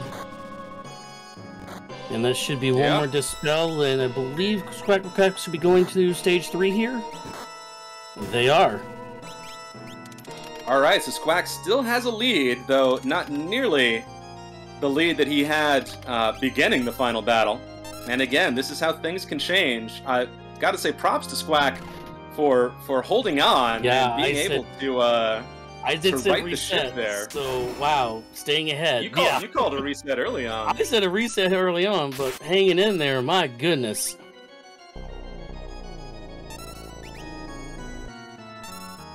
Question chat, Squack's characters are named after recent donors. And if you want to see your name up in lights, well, it's sadly too late for FF6, but that doesn't mean you shouldn't donate. Yeah, I believe that was the Opera House Donos, I believe. There's Fenrir. Yeah, Fenrir, very important. Esper here, and Gollum is the other one, but we don't think we found Gollum. But Fenrir able to auto-evade a couple attacks here from Sleep. There's two targets here, the Sleep and Girl. Girl's the floating kind of goddess head above. She has 9,999 HP and absorbs all elements. So really only physical attacks or flare really works on them. And then Calmness, which is a physical attack, comes down when you kill Sleep right there. Of course, having Fenrir up automatically evades that attack. And lo and behold, we go to K4, Fendaston. Yes, indeed. This is it. This is the final phase of the final battle, ascending up into the clouds. Just about 1 hour, 29 minutes. Squack McQuack has done an incredible job throughout the seat. Sadly did not suplex the train, but is the first to find Kefka, descending from the heavens, the mad clown, the man who destroyed the world, this wacky angel, certainly one of the most lovable and most hateable villains in all of Final Fantasy. It is Kefka. So Kefka has a couple stages here. First and foremost, we want to get some damage in on them to... well, first we want to wait, because they have an ability called Fallen One, which is going to knock everybody's HP down to 1. After that point, of course, we hope we have a Mega Elixir, which I don't think we have because nobody ever fought Magimaster. I didn't see any of the shops or anything. So we do not have that available, so it's going to have to be cured 2 to bring us back up to full health. Try to get some damage in to get Kefka into that, I guess you could say a third phase, which he starts charging up Goner. And at that point, you want to dump all your damage at once, your highest damage abilities, which is your breaking your shields usually, and like that, to try to get that damage as we get the End Beyond Chaos right now.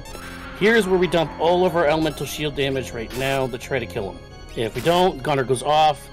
Low HP here. This is not looking good, fan. This is the big push. This is a Goner will end it, but not if you end Kefka first. There's the crack pow.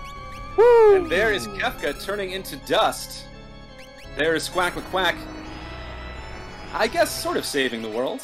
Final Fantasy VI is tricky in that regard. Saving what's left of the world, for sure. Did not suplex the train, so of course Squack will have to redo this entire run. But otherwise, Squack is indeed our winner. So GG's. With a very impressive time. Right around 1 hour 30 is how the top runners do it. And that is exactly how Squack did it. Had a big scare in Tier 2, teetering right on the edge, and it was able to pull it back, racked up almost all the characters in the game along with it. So a very impressive run, a very fun run. Hope viewers had fun, and I think we'll try to get a little debrief with the duck, with Squack and Quack. Come on in here, Duck. How's it going? Yeah, you're wet.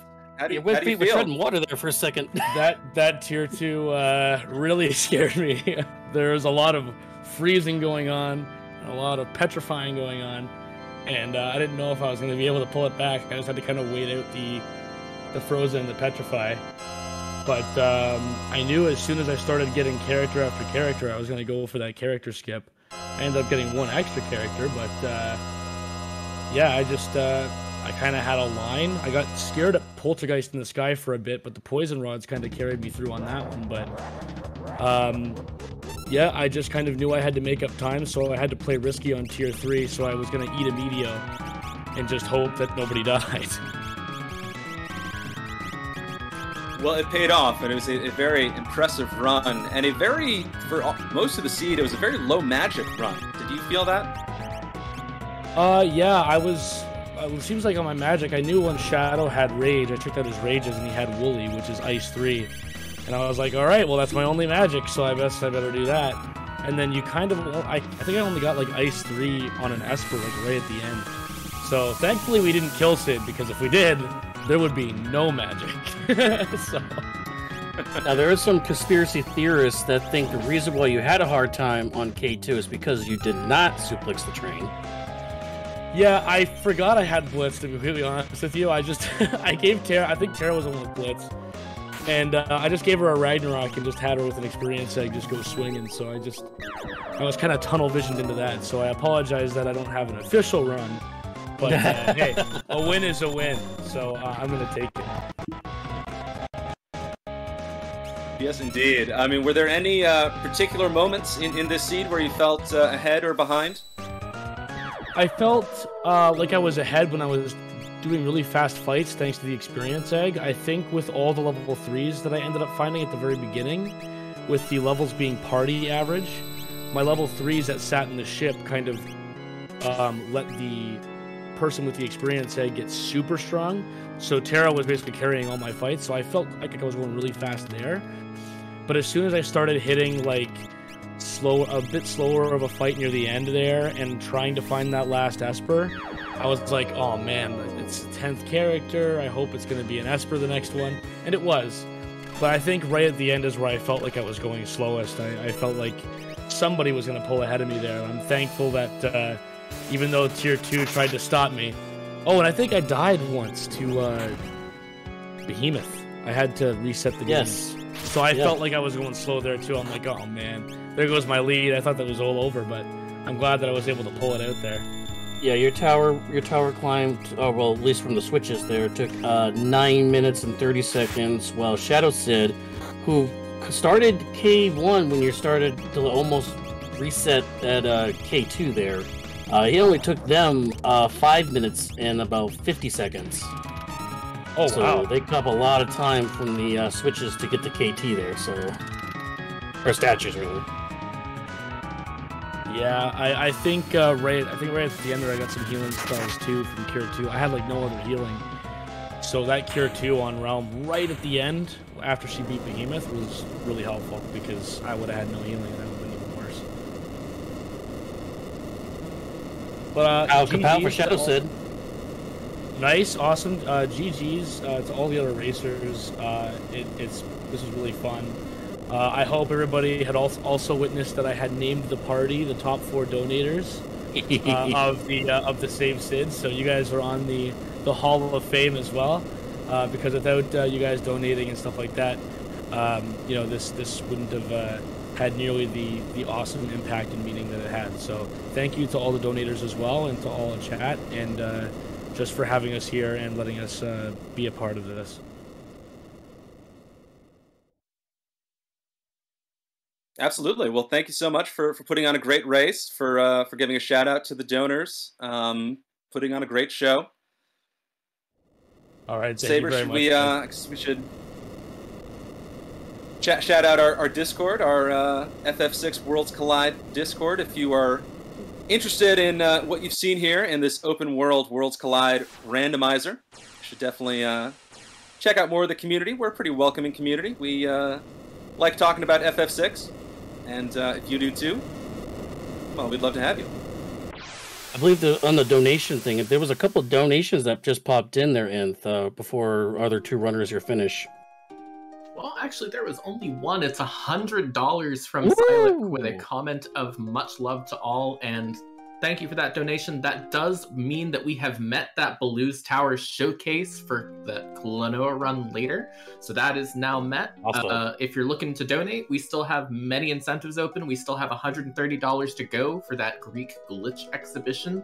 And, we mentioned those rename cars, seeing your names up here. We've got a Chrono Cross run later, and we have 10 different name bid wars going on for that. So get your donations in. Snag one of those character names if you want one of them. Absolutely. Go for that. Great game. Love Klonoa, too. Looking forward to that run. But as we see here, we've got 2 more runners working through the always tricky Tier 2. We've seen just how dangerous it can be. I see a Frozen Yeti on the cold did bother him anyways. Yeah.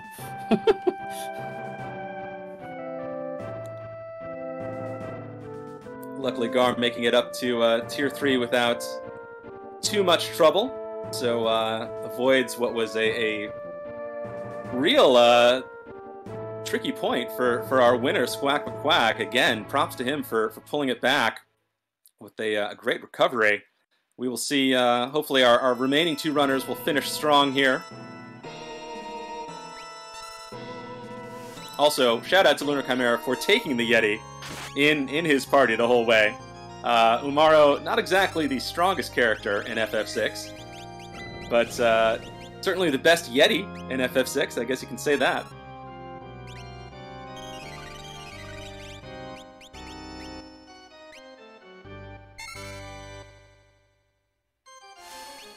As we will see, I think one more sighting of... Ooh, Bark pulling out the Merton spell. For a quick heal as well. That's very clever. Merton, of course, hits the entire screen, including your party, which is not so bad if your party absorbs, or at least negates, fire. As we see, this Merton from sleep is, in fact, healing Gar's party. So always love to see Merton strats on display. Yeah, Merton's one of those interesting abilities, which I don't really usually do, but it's always fun when somebody else does it, we'll say. It takes a few things to put together, but when it comes together, it can be very effective because, among other things, it is a very fast spell. It is, for the power that it unleashes, it is extremely fast, which, if you're, say, in a race, can come in handy.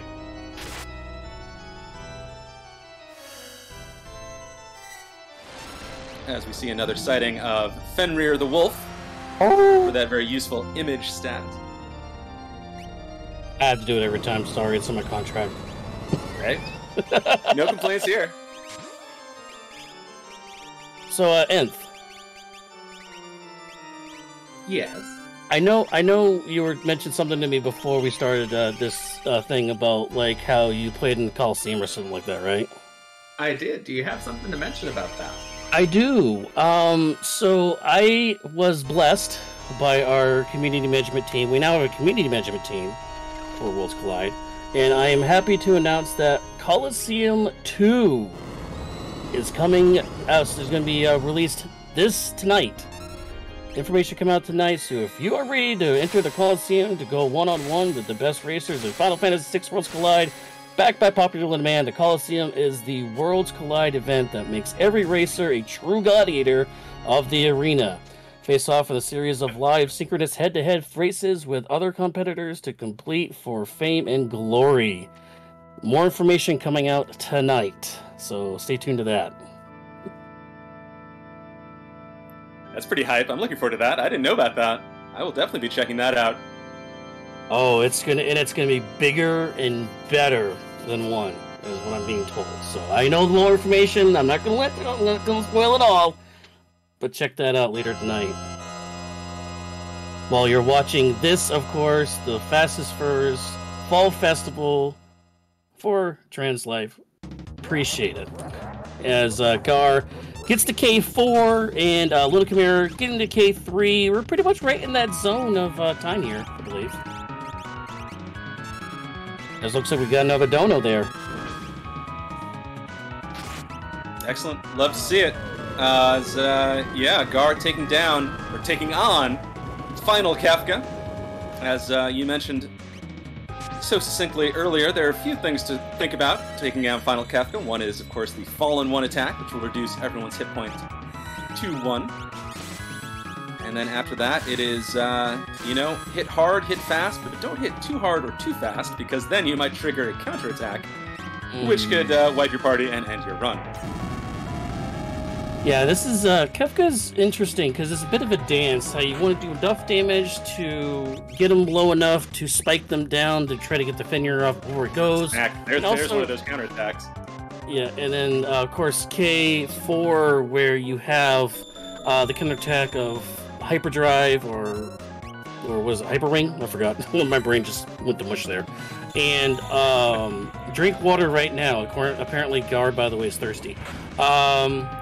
There's Hyperdrive, there's the counter you were just mentioning, or even Ultima, when you get past the Stage 4 part.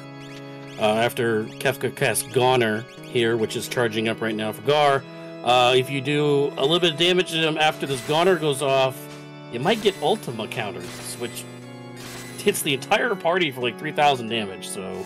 Yeah. That'll end your run real fast. A little bit, just a little bit, yep.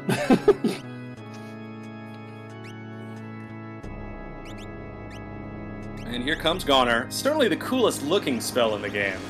It doesn't do quite as much damage as you might think it does, but it can certainly do enough to... I mean, it might do enough to down... Ooh, Saban hanging in there. Yeah. But the Moogle's definitely strong enough to bear it. Oh, there goes the last little Fenrir. So that's the cool part of having leftover Fenrir going into K. Oh, there's the Ultima we're just talking about. That's definitely going to be a wipe. Yep. Yikes. Annihilated. No. Oh, Gar, right at the end, too. That is tough. Take a sip of water, my friend, because... Oh, look, Khmer, by the way, Mog with the last gasp.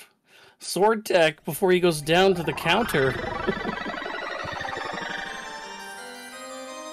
I think that might be GG for Gar. That is tough to come back from. But that is exactly what we were talking about. You know, there is so much danger in the final battle. One of the things I think is really kind of fun and challenging about FF6 and Worlds Collide is that the final battle is such a challenge. I mean, you do not waltz through the ending of Final Fantasy VI. You really have to push it, and we have seen Squack almost lost it in Tier 2. Gar gets ultimate and annihilated in Tier 4.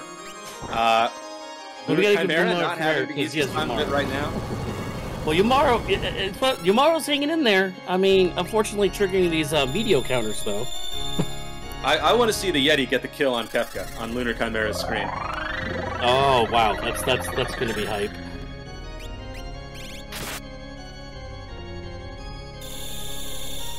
The calmness comes up before he gets Fenrir off. Oh no, only one proc though, so only loses Mog. Alright, goodbye Mog.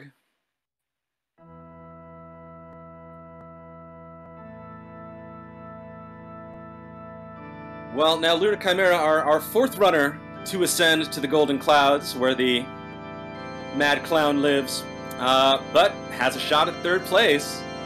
I think Gar has more or less forfeit. And Lunar Chimera now gets to take on the ultimate villain of FF6. Strago with 180 HP. I don't see Strago doing much in this final battle. No, I mean, maybe throwing down an X potion, maybe, or an X elixir, but that's about it. Oh, no, he gets thrown at him. There we go. That's how you use Strago. Get him, Strago. That's amazing! Oh, Strago's not gonna do much, Yeti. Oh, you think about it? There in the face. There we go.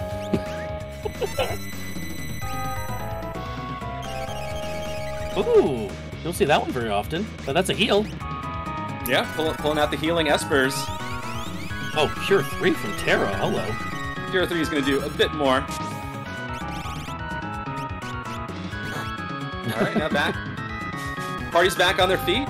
Oof. And ouch. Yeah, Kefka hits hard. Yeah, one and done. Who else hits hard? There. Izumar the Yeti. Oh, Yeti's like, oh, no. Look at that. I can take your punches. What a beast. I don't think dried meat's going to be good enough heal. There we go. Phoenix down for Terra. It is very rare you see someone survive a Havoc Wing. So you love to see it. Yeah, one thing about Yeti, though, the reason why Yeti's not popular for these runs is that he triggers the counters that were mentioned, the Ultimas, the Havoc Wings, and like that. That's why a lot of people don't like using Yeti for these, so... But that's just why it's going to be all the sweeter if Lunar Chimera can pull it off. Oh, here comes the end beyond chaos. Now all the characters are up, so we definitely have possibly some fire shields, maybe, I hope?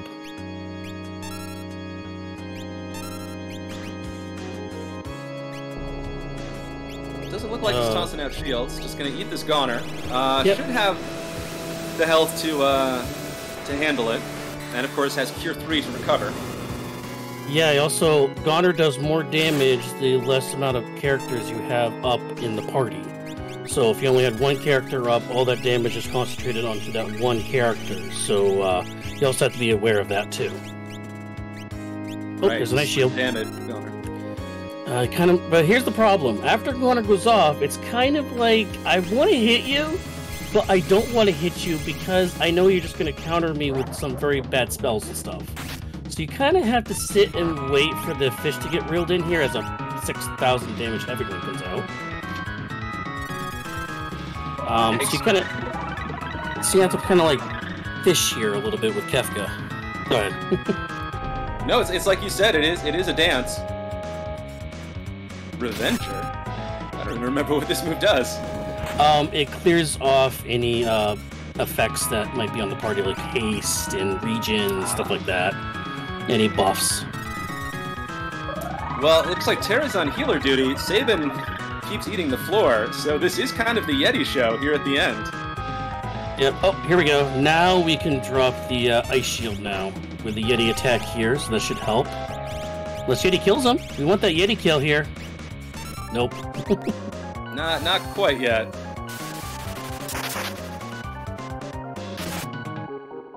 Terra would be able to get this sword tech off, but Goner comes out. Now with 3 characters up, let's do a little bit more damage. Be able to survive this one.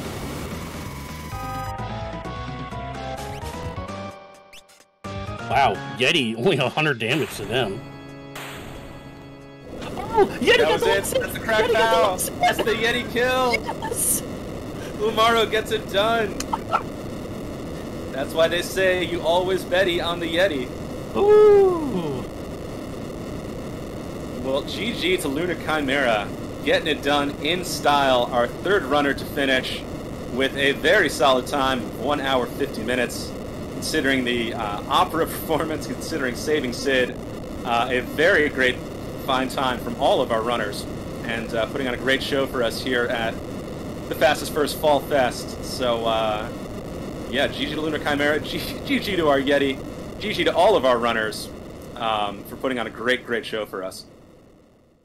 And that's a great note to leave it at with the Yeti kill there. Again, benefiting Trans Lifeline. We're going to throw it back over to you, and thank you for hosting us. We appreciate joining in on this great benefit. Keep this marathon going. Keep the donations going, you all. Hope to see you all again. Absolutely. Thank you so much. Again, GG's to all 4 of our runners, and a thank you to both of our commentators for that race, Saberwolf and Fantastodon, for an excellent run. Very fun watch. Very